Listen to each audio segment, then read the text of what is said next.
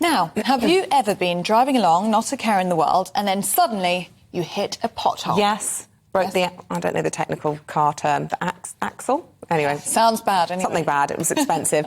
Anyway, you wouldn't be alone if that's the case. In the last 5 years, councils have been forced to fork out a total of £32 million in compensation for injuries related to potholes. Well, one person who knows more about this subject than almost anyone is Mark Morrell, or as some know him, Mr. Pothole. He campaigns to fix Britain's roads. Well, good morning to you, Mark. So potholes aren't just about a hole in the road, are they? As we just heard from Isabel, they can be very damaging and very expensive. Yeah, massive cost to society. It's reported that one cyclist a week is either killed or seriously injured as a result of potholes. And also that drivers have incurred £1.7 billion worth of costs through damage, like Isabel mentioned, tyres, wheels, suspension.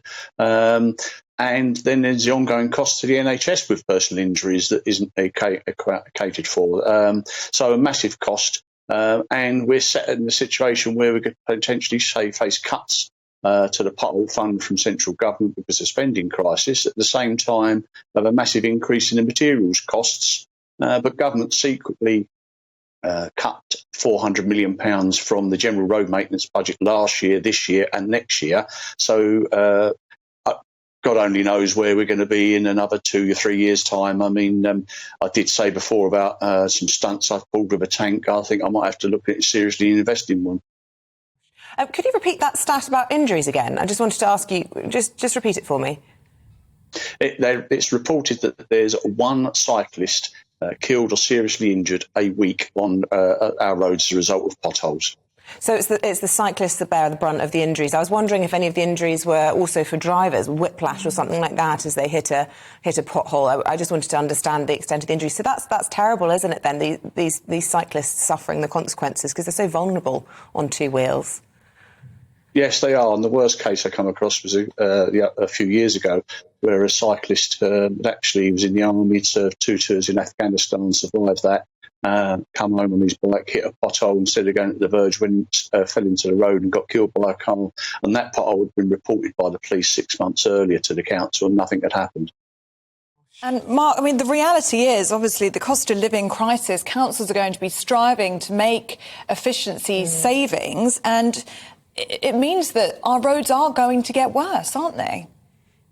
Yeah, and I'm fed up with this term efficiencies. Efficiency is doing more work with the same resource, or the same amount of work with less resource. Reality is councils are heavily reliant on central government funding because the pressure's on their budgets, and I'm not there just to stick up for councils because I'm the biggest critic as well, but with the social care costs and the children's services costs, they rely on central government funding to really spend on our roads. Now, with £400 million cut already and potentially another £500 million cut, many councils will not be able to meet their statutory requirements. And whilst we see a third of our roads, local roads, desperately in need of repair, I can see roads being have to actually closed because they will get to a state where they have no option. Well, listen, Mr. Pothole, thank you so much for your time this morning. I can almost hear our audience screaming about potholes up and down the country. Thank you so much for your time. If you are affected by potholes where you live, send us in some pictures. Name and shame your local council.